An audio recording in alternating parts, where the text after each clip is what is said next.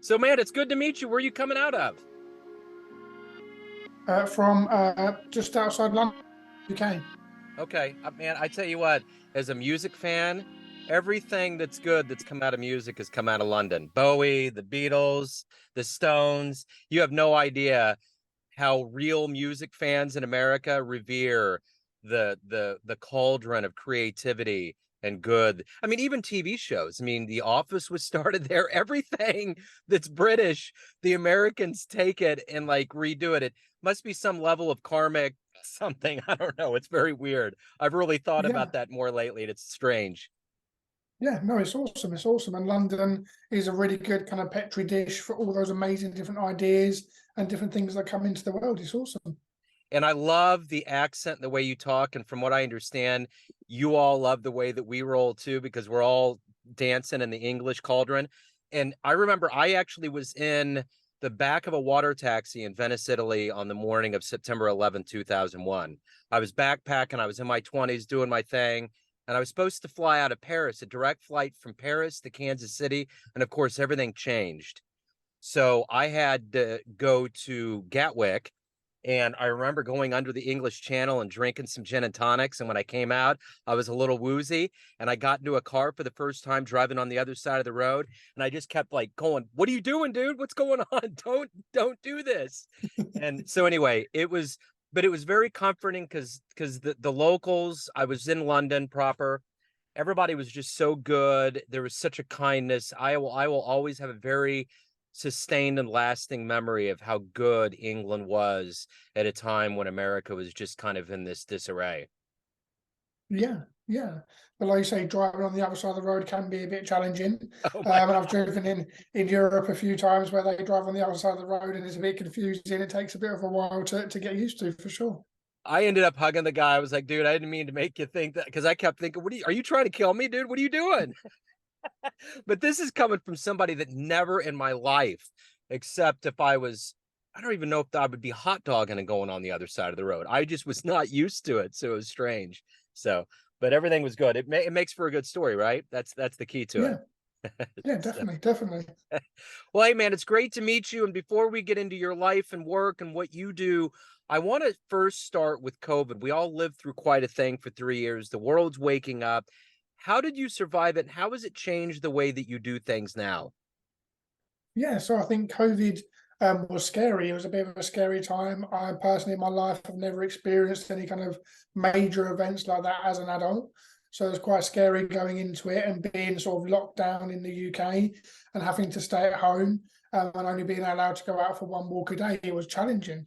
And it was a difficult time for a lot of people. And a lot of clients, especially that I've been working with through the lens of addiction, have found their drinking and drug use increased during COVID because they were locked at home, Yeah. and a lot of boundaries got pushed as well, where people would only drink at the pub, or they'd only drink after work, or they'd only drink out of the house.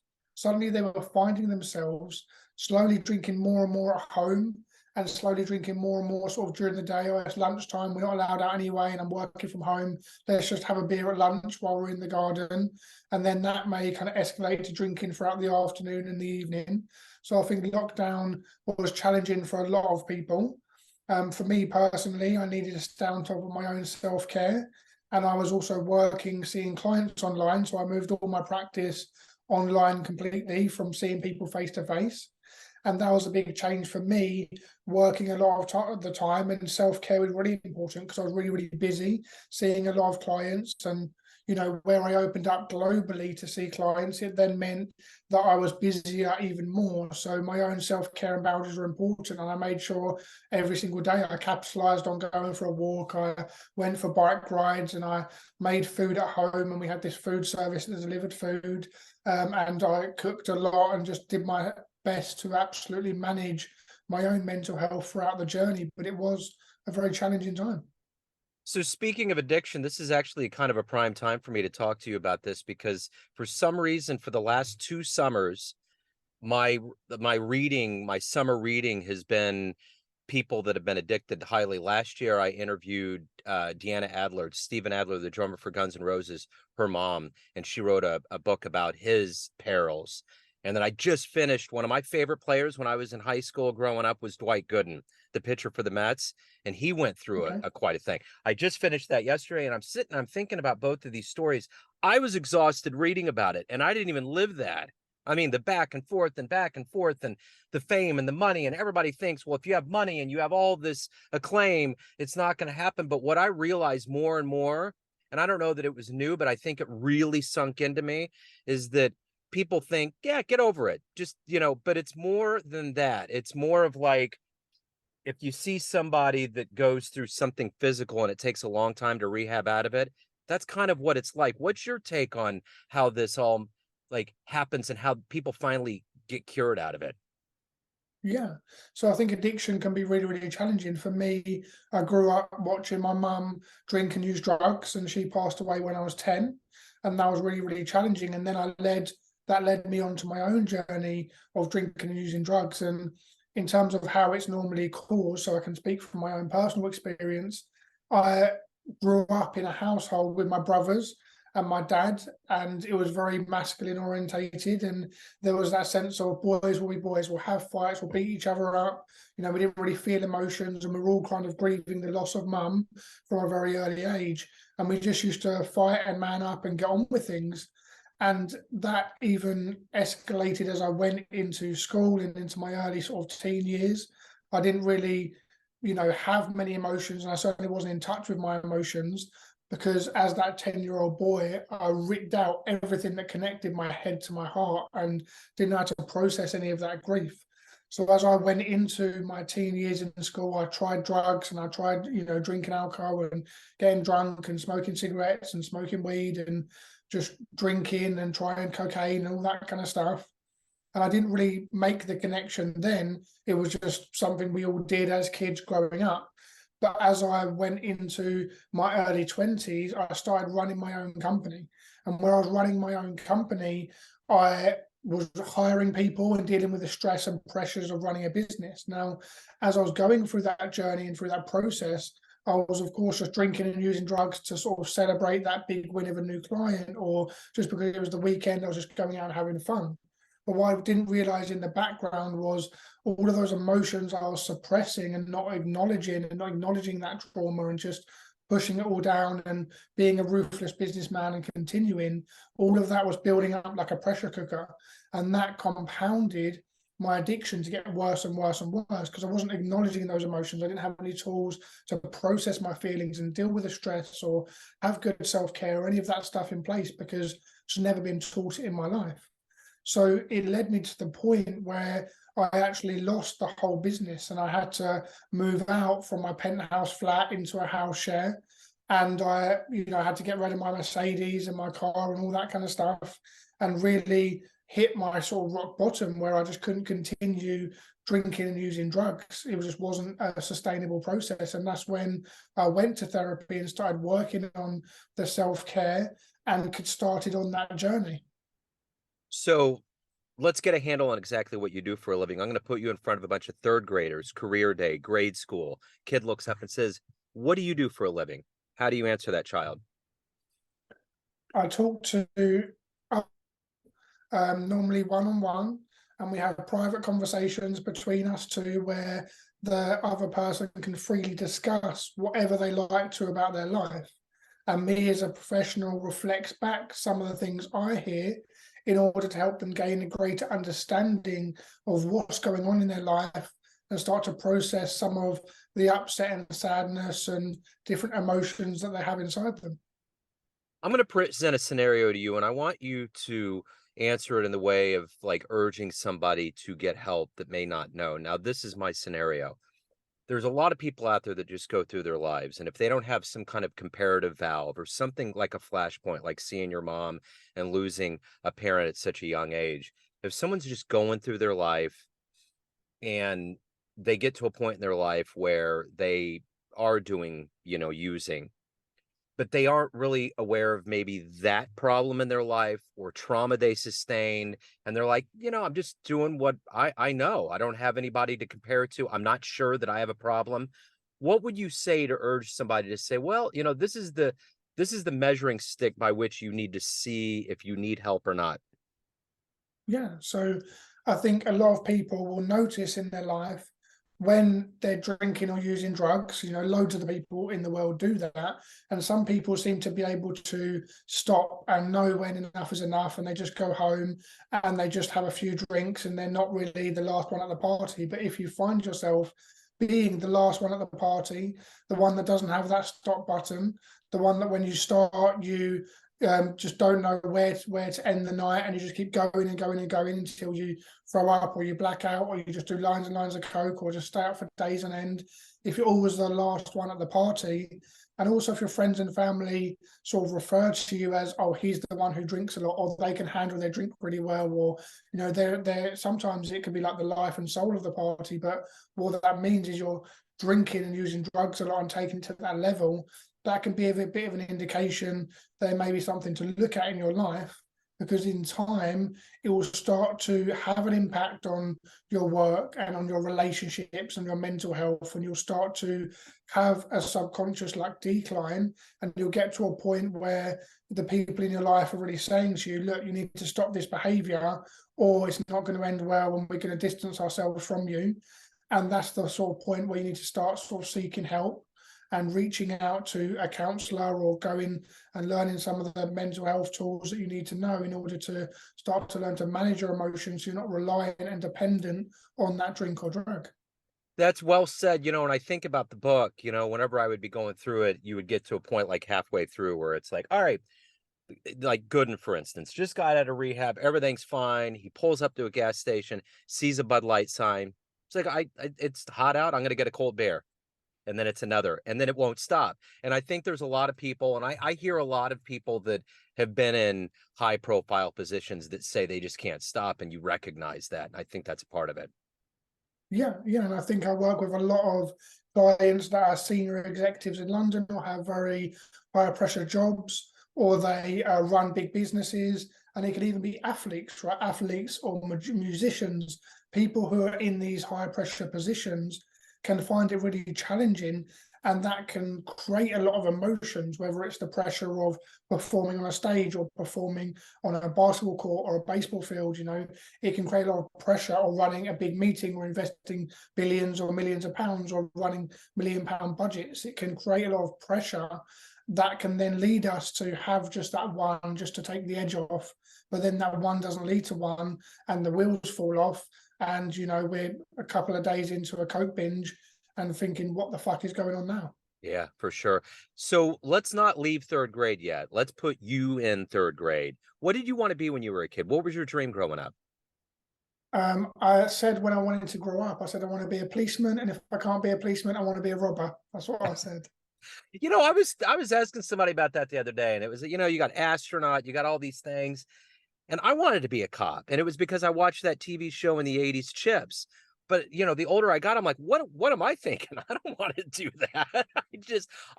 I respect and admire what a lot of people do in their lives, firefighters, policemen, and very noble, honorable positions. But man, I just was like, that was my pie in the sky. And it just must have been that Hollywood gloss. I just was like, that's it, you know. Yeah. So And I think for me, I always knew that I wanted to kind of help people in some way, in some form. It yeah. just took me some years to sort of figure out where that place was and what the sweet spot was. So in your life, you obviously need to be fueled by the people that are inspirational around you. Who's been your hero? I think my mum has been a really important person in my life. As I followed in her footsteps, I didn't realize that I was kind of mirroring her behavior until it sort of hit rock bottom and I had that veil of denial pierced.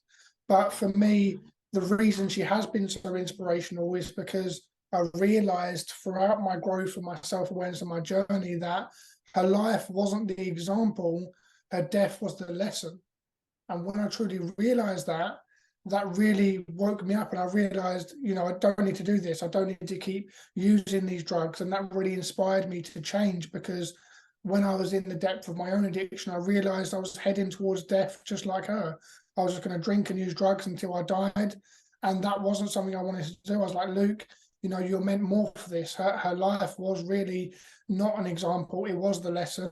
And you need to grow and change. You need to make it through this, because you have the strength from overcoming that and feeling the depths of that grief and that sadness at a young age. So you really have that to power you through this addiction and make a change and give back to the world. And that's what really empowered me on the mission to sort of push me in the right direction. Now, some of the mentors that pulled me in the right direction were, there's so many in terms of mentors, in terms of my mental health. One of the ones I met early on was a gentleman named Peter Sage. Now, he really helped me understand the value in my emotional bank account, not just my financial one, but my emotional one. And I went to this seminar called the Millionaire Business School. And the first day of the seminar wasn't about making millions of pounds in business. It was actually about your emotions. Who are you as an entrepreneur? What's your mental health? How do you balance the 6 human needs? How do you manage your own reasons for being on this earth? How do you remap some of your trauma? And that really, at an early age, planted a seed into me that, wow, I could really achieve so much more, not just in my financial bank account, but in my emotional one. So I'd say they've been two of the biggest mentors in my life, 100%. It's amazing how people close to us as we get older on this planet become examples of what we don't want to do, and Yeah, become the kind of the anti-hero hero, so to speak. You know what I'm saying? It's yeah, wild. yeah. So every day you wake up, you have these motivations, things that pull you through the day. What is the ultimate gas in your tank? What's the motivator for you to do what you do? Yeah, I think what really gets me up in the morning is seeing people succeed, right? I am living proof that one can not use drugs or drink. I'm over 7 years now, so I've proved that to myself, but really helping people get past that goal line and work with them one-on-one. And when I have clients that really do well, when they go through our 8-week program and they put in all of the action and make all the changes required, and seeing them look at me in the face and go, Luke, you've changed my life, or I'm not heading down that destructive path where I'm just going to die of drinking and using drugs. I'm down like a self-restoring path where I'm restoring my life and I'm looking after my mental health. So yes, the success rate in the addiction industry is low just in general. That is an unfortunate fact. But when you see those clients who really break through and who really make those changes and see the light bulb really go off in someone's head where they're actually like, wow, I never saw this before, and now this is going to change my behavior and the way that I work and the way I show up in the world. That's what really lights me up and keeps me going, is all of those reviews I have on Trustpilot and on the internet, and all of the reviews and feedback clients give me one-on-one, that really keeps me going in the morning. Because ultimately I don't want people to die like mum, the same as I didn't die like her. I didn't want to die like her of drugs. I don't want people in the world to do that. So it's literally my daily mission every single day to do what I can to stop that from happening the best I can. What's your best success story so far? My best success story? Yeah, that's a really good question. So there's been, so many different people come to mind. I had one client who was drinking and using drugs and doing cocaine. And I guess this is quite a typical story. So they're drinking, using drugs and doing cocaine. They were working in quite a high pressure job. They were cheating on their partner and didn't really understand how to stay faithful in the relationship. And when they came to me, they had literally kind of just split up with their partner / on a break / not really sure what was going on, which is the same case for a lot of clients, where the partner has given them the stop or else talk. And this was a man and they had a female partner, and their partner had given them the stop or else talk and kind of, sort of broke it off with them because of the cheating and catching them over and over again in this behavior. And they just felt hopeless. They felt like they didn't know what to do. They didn't know where to turn. They couldn't see a way out, and they didn't believe necessarily that it could even happen. But they were like, Luke, I'm willing to go through this process. Let's go. And I worked with this person over and over and over. And we went back for all of their trauma. We started to understand why they're doing this behavior in the first place, what's going on. They started to really implement the tools in their life to manage their mental. They were meditating, they were journaling, they were finding hobbies and having better work-life balance. And then they moved on to starting improving their relationship. So they started working on the trust with their partner or their ex or that kind of relationship. And they started over time to rebuild that. And they towards the end of the sessions, they were then back together with their partner. They'd both worked on things and healed their own trauma, and they're back together. They had kids together, so they were back in the family home. The client was, sober, and not using, not drinking, not cheating, not doing any of that stuff. The trust was starting to build in the relationship. They're both on the same page, heading in the same direction. And the client got a promotion at work because they were actually delivering so much more at work when they weren't off their face half the time. So they got a promotion in work, which helped with all the money everywhere. They were with their partner having a fulfilling relationship and moving in that direction of rebuilding the trust and getting back on the same page. And that was it. Then the bird sort of left the nest, and that's the last I kind of heard from them. They left me a lovely review, and that's always a person, I can see them in my mind now, that always will stay with me. Those really touching stories of people's lives I get to have a positive impact on. That's great, man. So let's say you have a dream tonight. You run into the 20-year-old version of yourself, and you could give that version of you a piece of advice based on the wisdom you've gained in your life. What would you tell that young version? I would tell that version of myself to be patient, Sometimes I very much am in a rush. A lot of times in my life, I'm trying to rush through life, or I'm trying to, be 25, or so I'm trying to be 30 in 25 years, and I'm trying to get there ahead of when I should. So I'd say to that 20-year-old self, relax. If you think about a river in nature, no rivers in nature are in a straight line. The only rivers are in a straight line are man-made ones. All rivers bend and wind, and they go round in a meandering fashion. And sometimes when we're going down the river of life, we can go on a right turn and we're like, what's going on? Are we still going to go the right way? And we kind of get the boat out the river, pull it across the bank until it meets the river again, and put it back in, because we want to go in a straight line, and we're so focused on that. But what I'd tell my 20-year-old self with that bird's eye view is, I'm like, Luke, the river's going to meander around. Yes, it may go right. Yes, it may go left. That may not make sense to you because you can't see the bird's eye view, but it's going exactly where you want. Trust in the river of life, trust in the process, have faith in your future self that you'll grow into that person, and that you'll be able to solve those problems that come along, and just go along the journey, and you'll get to exactly where you need to be when you need to be there. So would that young version listen?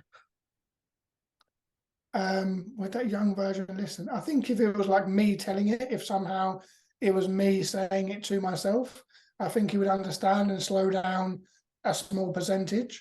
Yeah. And he would pay attention.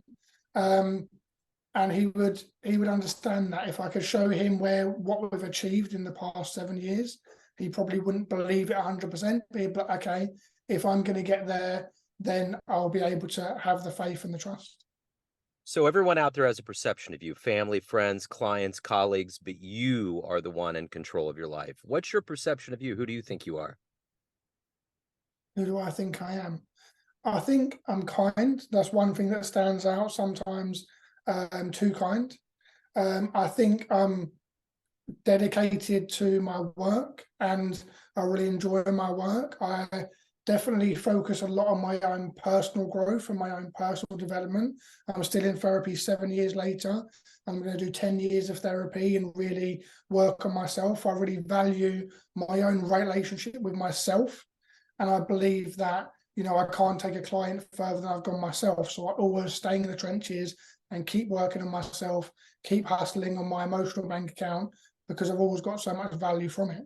So I think I'm someone who's dedicated to the journey, who can trust myself, and who loves myself. I've spent years developing a lot of self-love, and I always have room for improvement. Of course, I'm not perfect. It's an aspiration, not a destination. But self-love is something that I practice and try and give to myself. And I guess I keep working on myself in therapy to keep improving and growing, which is something I really, really value, is taking my self-care really as in high regard, because I don't, I'm only one drink away or one drug away from potentially falling back there. I love the saying, one is too many, 1,000 is never enough. So it's really important for me to stay humble, stay in the trenches, keep working on things, and remain with that introspection and that perspective. So, Luke, if anyone out there wants to hire you, listen to your podcast, learn more about you, anything revolving around your world, where can they go? Yeah, so the best place for people to go is to addiction.It/why. And if they go there, they'll be able to take an online assessment where they'll be able to assess if they've got a problem. I'll place them on a continuum, online self-assessment. There's like 40 yes/no questions, and they'll be able to understand if they're a non-drinker or if they're a dependent drinker or where they are on the scale of addiction. And it'll also show them some of the underlying causes that may be causing that and give them a bit of insight into whether they need to be improving their self-care or their relationships or their subconscious trauma. And it will give them a 38-page report on their current state and give them loads of tools and techniques to really improve things. And from there, if they want to, they can then jump on a call with me and we can have a talk about their specific situation. So, the best place to go is insideaddiction.co.uk/why, and that's the best place for them to go. I'll be happy to help. Excellent, Luke. This has been great. Thank you for opening up. Thanks for your story. Best of luck with everything. No worries. Thanks very much, Joe. Thank you. Take care.